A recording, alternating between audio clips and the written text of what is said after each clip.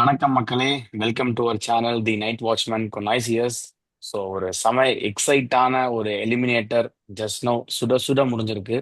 குவாலிஃபையரும் இந்த மாதிரி தான் பரபரப்பாக போகும்னு எதிர்பார்த்தோம். பட் ஆடி போன பஜ்ஜி மாதிரி சப்புன்னு முடிஞ்சிருச்சு. பட் ஆனால் இன்னைக்கு சுட சுட இஞ்சி டீ மாதிரி சூப்பரான நல்ல மேட்ச். அங்கங்க ஏறி இறங்கினாலும் அந்த கிராஃப் வந்து நீட்டாக ஃபினிஷ் பண்ணாங்க. MI kudos to Mumbai Paltans Indians. அவங்களோட சாம்பியன் சைடு அகைன் டாஸ் ஜெயிச்சு ரொம்ப பிரேவ் கால் பேட்டிங் எடுத்தாங்க. டியூ வரும்னு தெரிஞ்சும் நான் வந்து we will be going by our own strength அப்படின்னு. ஸோ அது அவங்க பே ஆஃப் பண்ணியிருக்கு. ஒரு complete team work both all the departments fielding batting bowling அப்படின்னு. First I will start with Krish. ஏன்னா நானும் கிறிஷும் தான் எம்ஐக்கு சப்போர்ட் பண்ணோம். அதனால நான் கிறிஷ் நான் அவரோட தான் ஆரம்பிக்கிறேன். நீ சொல்றா என்னோட இனிஷியல் தாட்ஸ். அதான் நேத்து மேட்ச் வந்துட்டு நீ இதா போச்சிருந்த. அதாவது சாம்பியன் சைடு ஆடினா எப்படி இருக்கும் ஒரு நாக் அவுட் மேட்ச் அப்படின்றதுக்கு இதுதான் உதாரணம். அதாவது ரெண்டு சாம்பியன் சைடு ஆடினா இந்த மாதிரி தான் இருக்கும். இப்போ நாக் அவுட் மேட்ச் ஒரு மாதிரி விறுவிறுப்பா கடைசி வரை விட மாட்டாங்க. அதுதான் டிஃப்ரென்ஸு. ப்ளஸ் எம்ஐ வந்துட்டு அதுதான் யார் ப்ரெஷரை கரெக்டாக ஹேண்டில் பண்ணுறாங்களோ அதுதான் அந்த நாக் அவுட்ஸில் இதாகும். அதை கரெக்டாக அவங்க எங்களுக்கு நாங்கள் வந்துட்டு இதை பல தடவை பண்ணியிருக்கோம் அப்படின்ற மாதிரி கரெக்டாக காமிச்சாங்க. எல்லாரும் பும்ரா போட்டார் கரெக்டாக, ஓகே. பட் அவர் போடுறதுக்கான அந்த ரன், அந்த எக்ஸ்ட்ரா குஷன், அந்த ஒரு 20 ரன் அப்படின்றது அந்த பாண்டியா கடைசி ஓவரில் அடிச்சது அப்படின்றது தான். அதை கரெக்டாக ஒரு எக்ஸிக்யூட். ஏன்னா அதுக்கு முன்னாடி ஒரு 2 ஓவர் ஸ்லோ பண்ணிட்டாங்க, நல்லா கம்பேக் கொடுத்தாங்க ஜிடி. அதுக்கு முன்னாடி 2 ஓவர், அந்த லாஸ்ட் ஓவரை வந்துட்டு கரெக்டாக பாண்டியா ஸ்ட்ரைக் மாற்றாம அந்த 3 சிக்ஸ் எக்ஸிக்யூட் பண்ணது தான் அந்த டிஃபரன்ஸு. அதை கரெக்டாக பண்ணி முடிச்சிட்டாங்க. மிச்சப்படி வழக்கம் போல பும்ரா அந்த சீட் கோடை போட்டு அப்பப்போ அந்த எப்பப்பெல்லாம் கையில இருந்து போதோ மேட்ச் அப்பப்பெல்லாம் அந்த சீட் கோடை போட்டு முடிச்சு விட்டாங்க. அவ்வளவுதான் இதோட மேட்சோட சம்மரி. ஓகே, நான் இன்னும் ரொம்ப ஷார்ட்டா சம்மரைஸ் பண்றேன். ஜிடி எங்க தோத்தாங்கன்னா அவங்க செலெக்ஷன்ல தோத்தாங்க.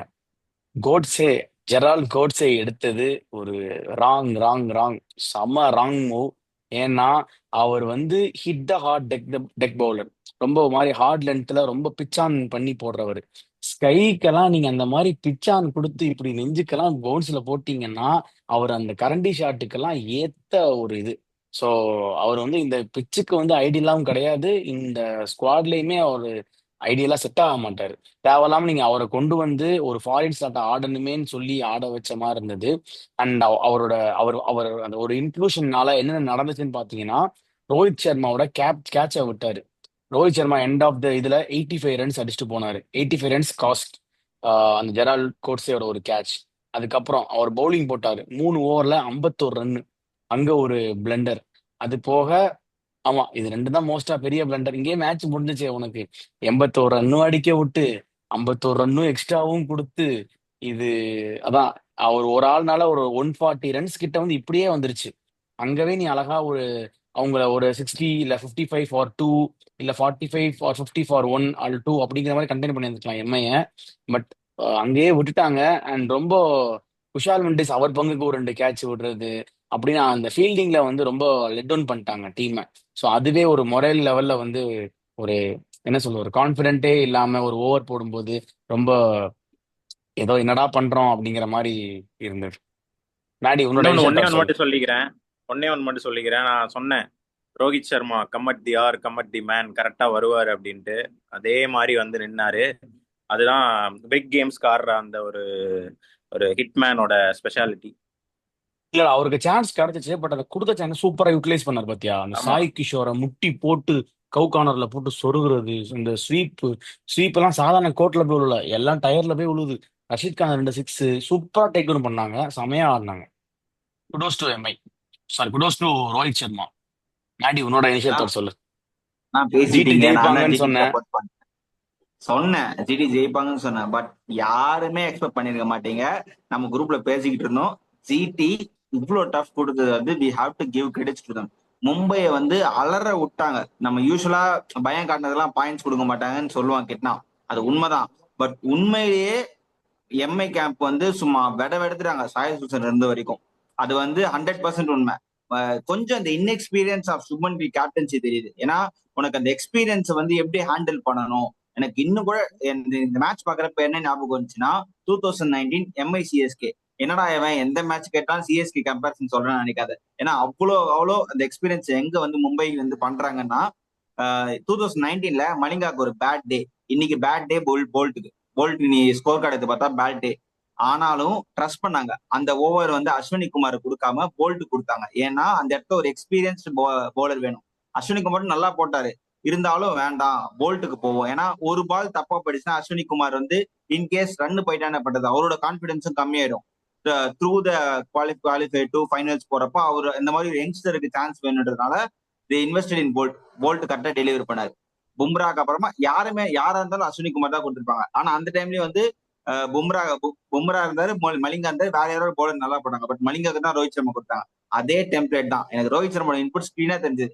போல்ட் வந்தோடனே கண்டிப்பா தெரிஞ்சு போச்சு எனக்கு ரோஹித் சர்மா இன்புட்ஸ் தான் சொல்லிட்டு. ஏன்னா தே கோ ஒரு experience and back the youngster right time. இந்த டைம்ல இந்த யங்ஸ்டர் இங்க போட்டா மட்டும் தான் கரெக்டா இருக்கும் அப்படின்னு சொல்லி அஸ்வினி குமார பும்ராவோட ஒளிச்சு வச்சு கொண்டு வந்தாங்க. நீ நோட் பண்ணா தெரியும், ஒரு நல்ல ஓவர் வரப்ப அப்படியே அஸ்வினி குமார் கொண்டு வந்துட்டாங்க. அந்த மொமெண்ட் அவன் ஸ்பாயில் பண்ணக்கூடாது, அஸ்வினி குமார் வச்சு நம்ம முடிச்சிடலாம்னு சொல்லிட்டு.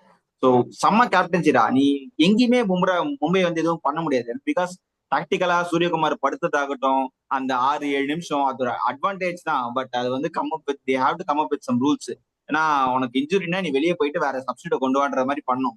பக்காஸ் 6-7 நிமிஷம் வந்து அப்படியே அந்த ஜிடியோட மூமெண்ட் நம்ம ஸ்பாயில் பண்ணிச்சு. அதுக்கப்புறம் தான் பும்ரா வந்தாரு. ஏன்னா பும்ரா வந்து ஸ்பாசம் உள்ள போயிட்டாரு. ஸோ நம்ம தலை யூஸ் பண்ண டெக்னிக் தான். 4 நிமிஷம் பேசிட்டு 10 நான் உள்ள கொண்டு வந்தாங்களே, அது மாதிரி வந்து அவர் உள்ள வர வரைக்கும் அப்படியே எனக்கு இன்ஜுரி முதுகு பிடிச்சிருக்குன்னு சொல்லி ஸ்கை வந்து உட்காந்துட்டு தென் அப்படியே பும்ரா வந்து சுந்தரை போட்டு படுக்க வச்சுட்டார். Very sad for Mumbai GT ஆக்சுவலா. பட்லர் இருந்தா அந்த கேம் வந்து வேற மாதிரி இருந்திருக்கும். பட் பட்லர் இல்லாம ஒரு 20 ரன்ல இந்த மாதிரி மெஜஸ்டிக் சேஸ் வந்து தோக்குறது வந்து it's not a easy game. Because அவங்க 50% வந்து பட்லர், மிச்சம் 50 தான் மத்த பேட்டிங். அந்த பட்லரை மிஸ் பண்ணது ஒரு பெரிய crucial call. I am happy for GT because நல்லா ஆடி இருக்காங்க, நல்ல கிரிக்கெட் ஆடி இருக்காங்க. ஸோ இந்த மாதிரி ஒரு க்ளோஸ் கேம் வந்து அவங்களுக்கு நடந்துருச்சு வித்தவுட் திஸ் ஃபுல் ஸ்ட்ரென்த். அதுதான் உண்மை. ஓகே. ஸோ இது எந்த இடத்துல ஜிடி வந்து இன்னும் கொஞ்சம் பெட்டரா அப்ளை பண்ணியிருந்தாங்கன்னா ஜெயிச்சிருந்துருக்கலாம் அந்த மேட்சை அப்படிங்கிற மாதிரி நீங்க ஃபீல் பண்ற?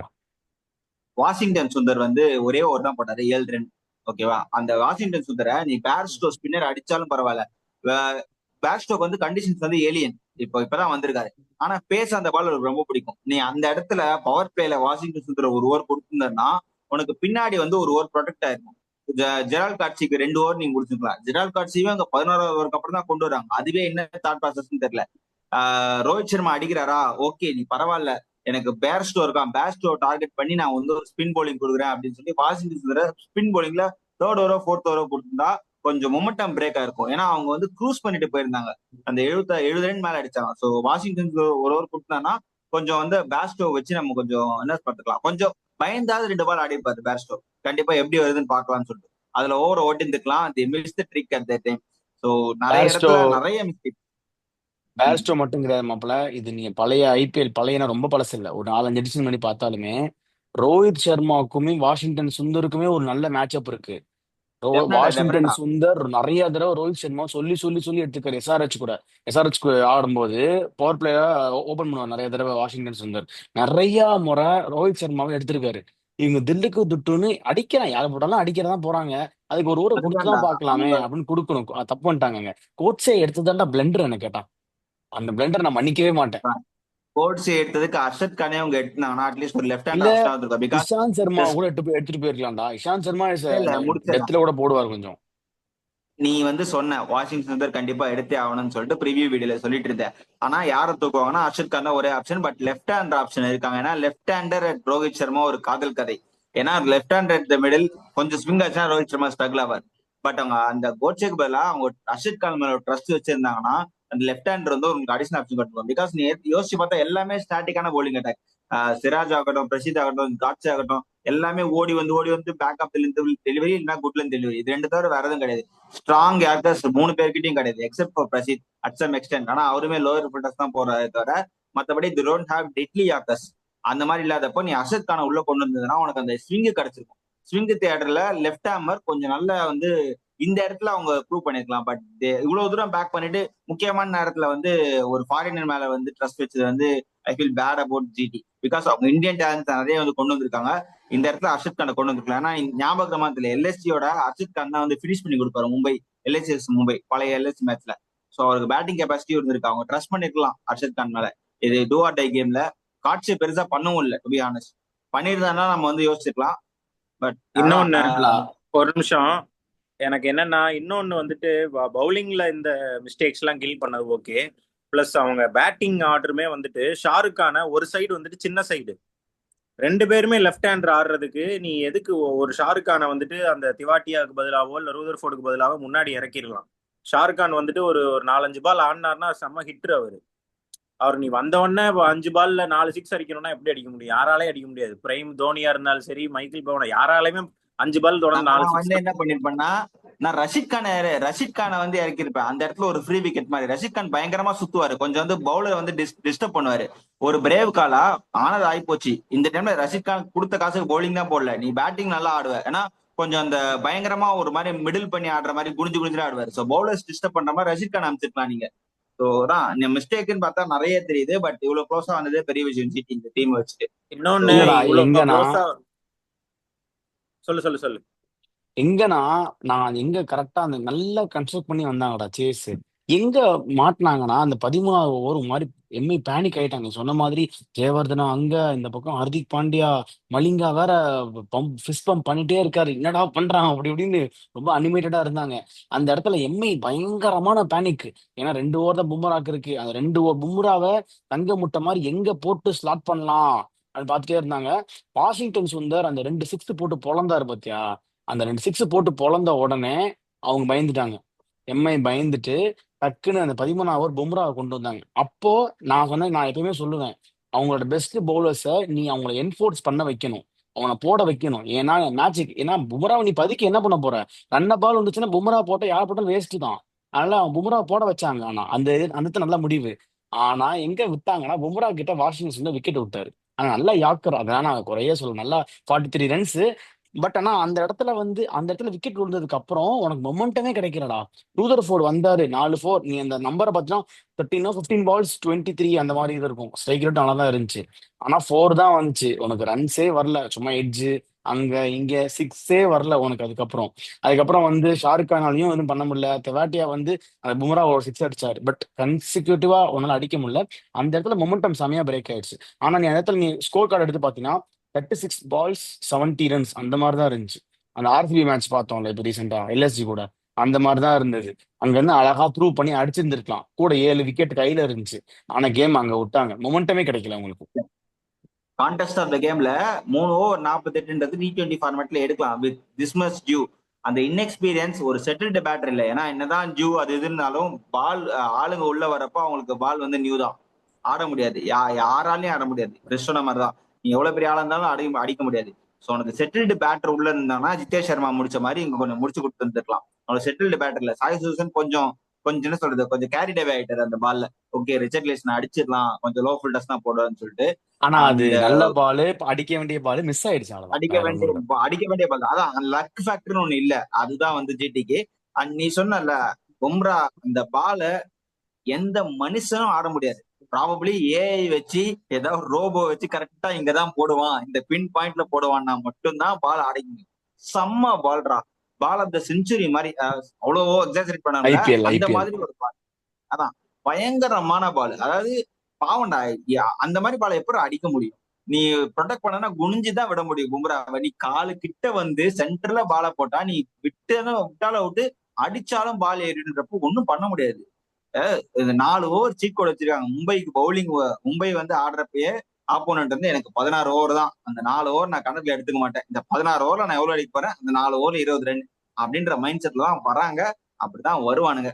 இந்த மாதிரி ஒரு பிளேயர்லாம் வந்து I'm just giving to like see, நம்ம hard core CSK fan, bottom of my ஹார்ட்ல இருந்து சொல்றேன்.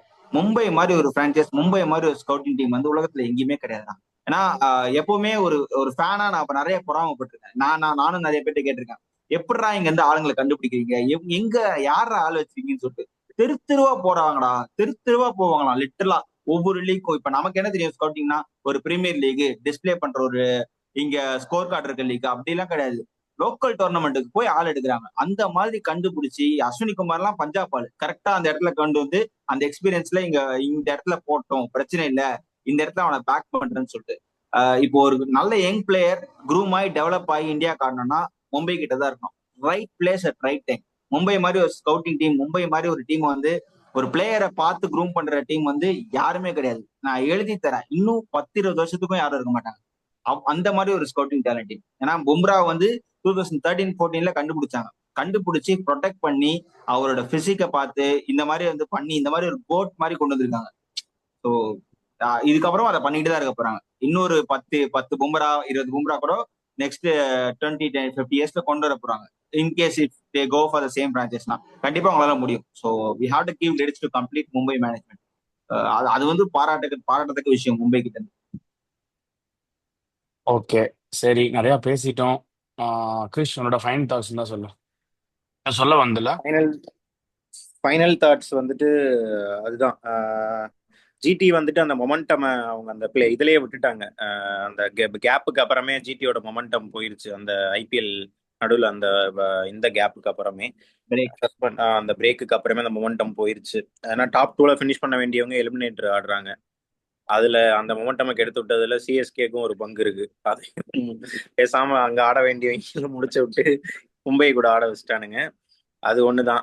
மிச்சப்படி எம்ஐ வழக்கம் போல அந்த கரெக்டான டைம்ல போன லாஸ்ட் மேட்ச் தோத்துருந்தாலும் அந்த கரெக்டான டைம்ல ஒரு பீக்கை திரும்ப கொண்டு வந்திருக்காங்க.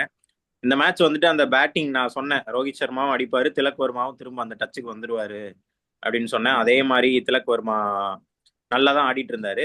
கரெக்டான இதுதான், அடிக்க தான் போனார். நீ நல்லா பார்த்தேன்னா அந்த மும்பை என்ன பண்ணாங்கன்னா, நீ நல்லா பாரு, டாப் 6ல எல்லாருமே அந்த ஒரு 25 ரன்னுக்கு மேல வர்றவங்களாம் அடி தான்.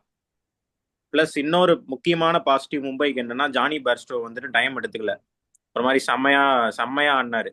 அவர் வந்துட்டு கவுண்டி ஆடிட்டு இருந்தாரு. 2 மேட்ச் 2 50 அடிச்சுட்டு வந்தாரு கவுண்டில. தொடர்ந்து 2 50 ரெட் பால். அதான் சொல்றேன், ஏதோ 2-3 கேம் ஆடின மாதிரி ஆடினாரு. பயமே இல்ல. முதல் 2 பால்ல போட்டு கட் ஆகட்டும் இதுவாகட்டும், அதான் சொல்ற கான்பிடன்ஸ் தான் எல்லாமே. பழைய ஜானி பேர்ஸ்டோ எஸ்ஆர்ஹெச்ல அந்த வார்னர் ஜானி பேர்ஸ்டோ பார்த்த மாதிரி இருந்துச்சு. வார்னர் வந்துட்டு கொஞ்சம் பொறுமையா ஆடுவாரு, அந்த சைடு ஜானி பேர்ஸ்டோ பொழப்பாரு, அந்த மாதிரி இருந்துச்சு. மும்பைக்கு ஒரு பாசிட்டிவான நோட்டு தான். பிளஸ் பாண்டியா பவுலிங் போட ஆரம்பிச்சிருக்காரு. இன்னும் கொஞ்சம் அவர் அப்ளை பண்ணி கொஞ்சம் நல்லா போட்டாருன்னா இன்னும் கொஞ்சம் நல்லா இருக்கும். பும்ரா மேல இன்னும் கொஞ்சம் ப்ரெஷரை குறைக்கலாம். சஹர் இல்லாததை கொஞ்சம் அப்படி இப்படின்னு அடைக்கணும்னு பாக்குறாங்க. அதை பாண்டியா கொஞ்சம் இன்னும் அப்ளை பண்ணி போட்டாங்கன்னா நல்லா இருக்கும். மிச்சப்படி moving forward Mumbai has the advantage தான் நினைக்கிறேன். ஒரு மொமெண்டமோட போறாங்க. நான் பஞ்சாப் தோத்துட்டு வந்திருக்காங்க. மும்பை வந்துட்டு ஒரு நல்ல டிஃபெண்ட். இது வரைக்கும் அவங்க 200 அடிச்சு தோத்ததே கிடையாது. 17 தடவை அடிச்சு 18 தடவை அடிச்சிருக்காங்க, 18 தடவை வின்னு. அதனால வந்துட்டு ஒரு நல்ல மொமெண்டம்ல தான் போறாங்க. பார்ப்போம் என்ன நடக்குதுன்னு. ஆனா ஃபன்னி நோட், அன்பு வேலையை காமிக்க ஆரம்பிச்சிட்டான் செந்தில் கிட்ட. நம்ம கிட்ட ஏர்லியா பண்ண ஆரம்பிச்சிருவாரு சஹரு.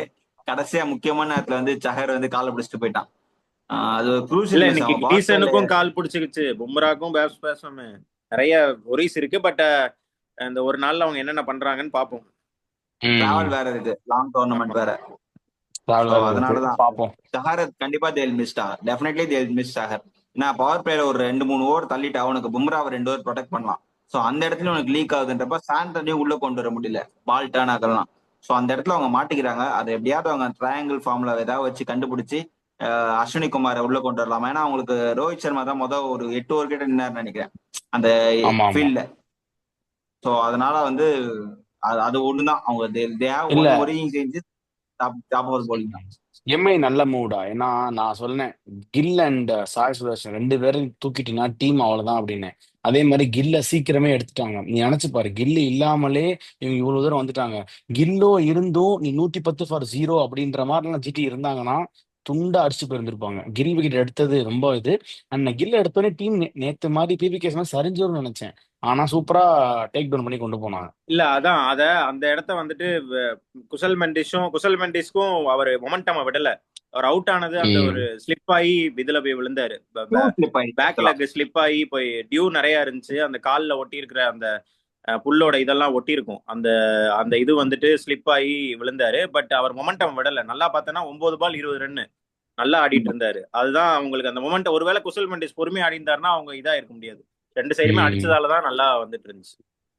அவங்க விடவே இல்லடா, 14 ஓவருக்கு அவங்க கண்ட்ரோல்ல தான் இருந்தாங்க. அவங்க ஆமா. பார்த்தது தெரிஞ்ச கடைசி அந்த 5 ஓவர் 6 ஓவர் தான் அப்படியே அதுதான் அந்த எக்ஸ்பீரியன்ஸ் டீமுக்கும் அந்த அந்த 5 கப் வின் பண்ணி அந்த ப்ரொசஸேஷன் ஹேண்டில் பண்ண டீமுக்கும் இந்த மாதிரி வேலி பட்ஸ் ஜிடி வின் பண்ணிருக்காங்க. பட் அங்க ஆல்ரெடி பாண்டியன் ஒருத்தர் தான். ஸோ அதுக்கு 2 பேருக்கும் அந்த டிஃபரன்ஸ் அதுதான். கில் வந்து கொஞ்சம் இன்எக்ஸ்பீரியன்ஸ் பட் ஹில் லேர்ன். அதுதான் உண்மை. ஏன்னா எல்லாருமே லேர்ன் பண்ணி தான் வந்து கத்துப்பாங்க. ஸோ ப்ராப்ளி அவர் வந்து கொஞ்சம் இன்னும் கத்துக்கிட்டு நெக்ஸ்ட் இயர் இன்னும் கொஞ்சம் ஸ்ட்ராங்கா இருப்பார். பிகாஸ் இந்தியன் கேப்டன்ஸ்லாம் இதுக்கு அப்புறம் எடுக்க போறாரு. So he'll know the situation. So அதுதான் just kudos to GT. Because கண்டிப்பா நீ எந்த லிஸ்ட் எடுத்து பார்த்தாலும் ஜிடி பிளேயர் 2 பேர் இருப்பாங்க. 2 பேரோட ஃபுல் டீமையும் தூக்கிட்டு போனாங்க. பட் டீம் ஒர்க்கா விளையாடினாதான் வந்து நீங்க வந்து மேல போக முடியுன்றது வந்து இந்த ரிசல்ட்டே தெரிஞ்சிருச்சு. ஆரஞ்சு கேப்பும் அவங்க தான், பர்பிள் கேப்பும் அவங்க தான். அதனால நல்லா டீமாவும் நல்லா ஆடி இருக்காங்க, இண்டிவிஜுவலாவும் நல்லா பெர்ஃபார்ம் பண்ணிருக்காங்க. டாட் பால்ஸ்ல மிடில் இருந்து ஆர்டர் சொல்றேன். இந்த மிடில் ஆர்டர்ஸ் தான் சொல்றேன். உனக்கு அந்த சப்போர்ட் வேணும். சப்போர்ட் இப்ப பர்பிள் கேப் ஒருத்தர், ஆரஞ்சு கேப் 2 பேர் இருக்காங்க. சோ அந்த சப்போர்ட் இல்லாதனாலதான் தே ஸ்ட்ரகிள். அவங்க ஒரு நல்ல ஃபாரின் ஆப்ஷன் இருக்க ஒரு பவுலரை கண்டுபிடிச்சிருந்தாங்கன்னா it will be deadly. Because அவங்க ஷமி வச்சிருந்தாங்க அந்த டைம்ல, அதனாலதான் அவங்களுக்கு கிளிக் ஆச்சு. இப்ப இவங்களுக்கு வெறும் பிரசிதே அவங்களுக்கு ஒரு ஹிட் தான். பிரசித் வந்து ப்ரூவன் கமாடிட்டி கிடையாது உனக்கு. பிரசித் அவங்களுக்கு ஹிட் இந்த வாட்டி ட்ரை பண்ணி. சோ சிராஜ் வந்து நீங்க நம்பிலாம் ஃபுல்லா பண்ண முடியாது. சிராஜ் வந்து பவர் பிளே நல்லா போடுவாரு. சோ அவங்களுக்கு அந்த மிஸ் ரஷித் கான் மேல இன்வெஸ்ட் பண்ணது இல்ல ஃபுல்லா இல்ல ஆமாடா. இன்னொன்னு, அவங்க பெரிய மிஸ் வந்துட்டு என்னன்னா ரபாடா எடுத்து அவருக்கு அந்த அந்த மிஸ் தான் அவங்களுக்கு. ரபாடா வந்துட்டு நீ நல்லா பார்த்தேன்னா அவர்கிட்ட ஒரு ரெக்கார்ட் இருந்துச்சு. எல்லா மேட்சுமே அவர் விக்கெட் கிட்டத்தட்ட ஒரு 15 மேட்ச் கிட்ட விக்கெட் எடுக்காத மேட்சே இல்லாத மாதிரி இருந்தாரு. எல்லா ஆமா மேட்ச் ஆமா. கண்டிப்பா ஒரு விக்கெட் தேவா எடுத்துட்டு. கூட இது பண்ணாரு. அந்த மாதிரி ரபாடா வந்துட்டு ஒரு பெரிய மிஸ். அடுத்த தடவை அந்த இதுல இருந்துலாம் கம்பேக் ஆகி ரபாடா வந்தாருன்னா அவங்களுக்கு செட் ஆயிரும் ஓரளவு டீம். அதுதான் ரபாடா ரபாடா, அவங்க மிஸ் பண்ணிட்டாங்க. கிளென் பிலிப்ஸ் இதெல்லாம் கொஞ்சம் மிஸ் அவங்களுக்கு. கிளென் பிலிப்ஸ் அதெல்லாம் வந்துட்டு ஆமாடா. ஒரு பெரிய மிஸ். அவங்க 2 பேரும் வந்து ஓரளவு அடுத்த தடவை வந்துட்டாங்கன்னா அது மிடில் நல்ல ஆர்டர் டீமா சூப்பரா செட் ஆகும். இருக்கும். ஆமா, மிடில் ஏன்னா ஆர்டர் பட்லரு, பவரா கிளென் இருக்கும். பிலிப்ஸ், டெஃபினட்டா ரபாடா டெஃபினட்டா. நல்ல டீமா செட் ஆகும். அதுதான். ஏன்னா இப்ப பாரு டீம் நல்லா மிடில் ஆர்டர் போய் ரொம்ப இதா இருக்கும். டீம் நல்லா போயிட்டு இருந்தப்ப ரபாடா எல்லாம் இல்லாமே ஜெயிச்சாங்க. ரபாடா வந்து அந்த அந்த இந்த கேஸ்க்காக சம்திங் எங்கேயோ சஸ்பென்ஷன் மாதிரி ஏதோ போயிட்டு இருந்தாரு. ஆமா. அப்பெல்லாம் ரபாடா தேவையே படல. ஏன்னா டீம் அவ்வளவு பெட்டரா பர்ஃபார்ம் பண்ணிட்டாங்க. அந்த டீம் கொஞ்சம் தோக்குறப்பதான் நமக்கு தெரியும், ஆஹா இவர் தானேன்னு சொல்லிட்டு. அது எல்லாரும் நேச்சுரல் தான். But they miss Butler. They close the show. அவ்வளவுதான். ஒரே வார்த்தை சொன்னா அவதான், பட்லர் இல்ல ஜிடி காலி. அவ்வளவுதான். கோட்ஸி கோட்ஸி அவன் தான்டா நல்ல வேலையை பார்த்துட்டு போயிட்டான் அப்படிங்கிற மாதிரி. எனக்கு கேட்டா அவன் தான் மெயின் ரீசன். சரி ஓகே, பேசினதே பேசிட்டோம், ரொம்ப எம்ஐ ப்ளேம் பண்ண பிளேயர். முடியாது. அதான் இல்ல கரண்ட் எம்ஐ தான். பேசிட்டோம். எம்ஐ நியூயார்க் ஆடிட்டு இருக்காரு. சிஎஸ்கே பிளேயரும். ஜேஎஸ்கேல இருந்தான். ஜேஎஸ்கே அவனும் இன்ஜுரி ஜேஎஸ்கே ப்ரோன்டா. நிறைய இன்ஜுரி ப்ரோன் அவனும். ஜேஎஸ்கே லாஸ்ட் எம்ஐக்கு ஆடினாரடா, போன ஐபிஎல் எம்ஐக்கு எம்ஐ ஆடினாரு. நியூயார்க். ஆமா எம்ஐக்கு தான். அப்புறம் தான் செட் ஆகலன்னு அமுச்சு விட்டாங்க. இங்கேயே அடிக்கிறாங்கடா, வான்கடையில குத்தி ஏத்துனா வச்சு நாலாட்டையர் இல்ல கடிப்பாங்கடா. இல்ல அவன் வந்துட்டு ஒன் டே அண்ட் டெஸ்ட்ல செம பவுலர். வேர்ல்டு கப்ல எல்லாம் செம்ம அதான்டா. ஸ்பெல்லு போடுவான் ஒன் டேல. அது ஓகே, அந்த லைன் அண்ட் லென்த் இதுக்கு நல்லா இருக்கும். T20 இந்த பிச்சுக்கு ஏத்த இந்த இதுக்கு செட் ஆகாது, அவ்வளவுதான். இல்ல நான் இல்ல அதான் பார்த்தேன் ஒன் ஆஸ்திரேலியா டேல கூட. நல்லாவே ஒருத்திட்டு இருக்கான். ஆஸ்திரேலியா கூட உள்ள 2023 வேர்ல்டு போட்டாங்க. பார்த்தேன் அதான் பார்த்தேன். 2023 வேர்ல்டு கப்ல செம்ம ஸ்பெல்லு போடுவான். தொடர்ந்து 4 ஓவர் 5 ஓவர் சரியான ஸ்பெல்லு போடுவான். அதுதான்டா 50 ஓவர்ஸ்ல உனக்கு வேற டிஃப்ரெண்ட் பால் கேம். ஆமா 20 ஆமா. ஓவர்ஸ்ல நீ வந்து தேங்காய் உடைக்க முடியாது. எல்லா இல்ல இல்ல பால்லையும் அவன் தேங்காய் உடைச்சிட்டு இருக்கான். சின்ன பையன் தான்டா, அவன் கத்துக்கிட்டு அதுதான் வந்துருவான். டெஃபினட்டா. அது இந்த பேஸ் ஸ்டேஜ்ல இருக்கு ப்ரூவ் அவன்கிட்ட. பண்ணாதான் உனக்கு மேல வர முடியும். சரி ஓகே, நிறைய பேசிட்டோம். கேம். ஓகே, எலிமினேட்டர் மேபி ஒரு பேட்டிங் ஆப்ஷன் ஆல்ரவுண்டரா இருப்பாங்கிற அதனால மேபி போனாங்களா என்னன்னு தெரியல. சரி ஓகே, பாப்போம். அவரும் இல்லனா உனக்கு இதுவே இல்லடா, உனக்கு வெறும் 2 ஃபாரின் ஸ்லாட் ஆகும், அதனால பயந்துட்டாங்க 2 ஃபாரினோட போறோமே அப்படின்னு. சரி ஓகே, அவ்வளவுதான், அதுதான் முடிஞ்சிச்சு. இந்தியன் பிரீமியர் கேப்டன் லீக்ல இந்தியன் டேலண்ட் ட்ரஸ்ட் பண்ணிருக்கணும். அர்ஷத் கான் ஆடினானா லெஃப்ட் ஹேண்ட் ஆப்ஷன் கிடைச்சிருக்கும். அது அந்த அந்த அதை வந்து மிஸ் பண்ணிட்டாங்க. சொல்லலாம் என்ன கேட்டா, பேட் கேம். அப்படி அர்ஷத் கான் கூட இஷாந்த் சர்மா கூட ஆடி இருந்திருக்கலாங்க. நான் இஷாந்த் சர்மா கூட இவ்வளவு பேடெல்லாம் போட மாட்டாரு. இல்லடா, இவன் நீ சொல்ற மாதிரி பேட்டிங் எனக்கு ஆட வேணும்னா நீ அர்ஷத் கான் ஆடிக்கலாம். அவர் பேட்டிங் நல்லா ஆடுவாரு, பவுலிங் இஷாந்த் உண்மையிலேயே சர்மாவே நல்லா போடுவாரு. இந்த ஐபிஎல் நிறைய மிடில் ஓவர் சூப்பரா போட்டிருக்காரு தெரியுமா. இஷாந்த் சர்மா ஏதோ ஒரு மேட்ச் தான் அடி வாங்கினாரு, அவரை போய் தூக்கிட்டாங்க உடனே. சூரியவன்சி அடிச்சதோட தலைவன் கிளம்பிட்டான். ஆமா, அவ்வளவுதான். அது அந்த அதே மாதிரி மாதிரிதான் மேட்ச் கரீம் எல்லாம் பெண்ணத்தும் கிளம்பினாரு. நீ அதெல்லாம் அதனால 2 நம்ம பேருமே பெருசா கண்டுக்க கூடாது. அதெல்லாம் ஒரு மேட்ச் சூரியவன்சி இந்த தான் மேட்ச் முடிச்சு விட்டாரு. அந்த மேட்ச்லாம் அடிச்சு ஒண்ணுமே பண்ண முடியாது. அதெல்லாம் என்ன சொல்றது, ஒரு மேட்ச் ஆஃப் தி இது மாதிரி டிகேட் மாதிரி, அந்த மாதிரி சில இன்னிங்ஸ் எல்லாம் நீ எதுவுமே பண்ண முடியாது. சரி ஓகே, பார்ப்போம். அவ்வளவுதான், ஜிடியோட தலையெழுத்து இன்னையோட முடிஞ்சிச்சு. எம்ஐ அடுத்த கால் எடுத்து வச்சிருக்காங்க. பட் ஸ்டில் அவங்களுக்கு not one step, two big step to to touch the prestigious IPL 2025 அந்த ட்ராஃபியை, சிக்ஸ்த் ட்ராஃபி அவங்க தொடணும்னா பார்ப்போம்.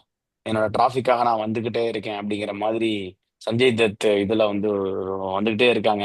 பார்ப்போம் எப்படி கோப்பப் பண்ணி வர்றாங்கன்னு. கொண்டாடிட்டு இருக்காங்க. குவாலிஃபையர் 2ல இதுல பார்ப்போம் எப்படி போகுதுன்ட்டு. ஸோ தேங்க்யூ ஸோ மச் மக்களே. செம்ம எக்ஸைட்டிங்காக ஒரு எலிமினேட்டர் இன்னைக்கு பார்த்தோம். இதே மாதிரி உங்களோட லவ் அண்ட் சப்போர்ட்டை கொடுங்க. உங்களோட தாட் ப்ராசஸ் கமெண்ட்ஸில் சொல்லுங்க. கமெண்ட்ஸில் சொல்லும்போது முடிஞ்ச வரைக்கும் வந்து ஒரு கெட்ட வார்த்தை பேசுறதெல்லாம் தவிர்க்கலாம். ஏன்னா கெட்ட வார்த்தை பேசுனீங்கன்னா நாங்கள் அந்த கமெண்ட்ஸ்க்கு ரிப்ளை பண்ண மாட்டோம். ஒன்லி வேற எந்த நாங்கள் தப்பாக சொன்னாலும் சரி, இல்லை எங்களோட தாட் ப்ராசஸ் தப்பு, இல்லை யாராவது நீங்கள் சொல்லலாம் கூட, நீங்க வந்து அதை ப்ராப்பரா ஜெனியூனா சொன்னீங்கன்னா definitely we will reply and we can have a healthy or conversation. அதுதான். கெட்ட வார்த்தை பேசுனீங்கன்னா ஜஸ்ட் நான் அப்படியே சிம்பிள் டெலீட் பண்ணிடுவேன், இல்லைன்னா அதை அப்படியே இக்னோர் பண்ணிடுவோம், அவ்வளவுதான்.